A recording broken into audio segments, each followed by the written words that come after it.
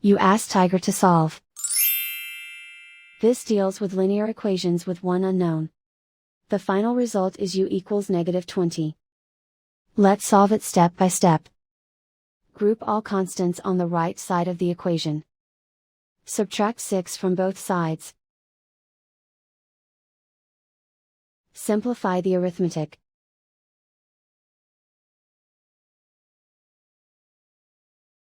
Isolate the u.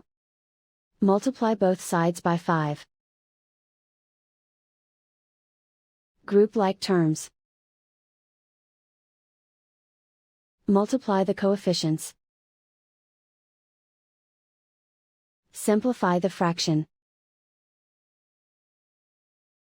Simplify the arithmetic.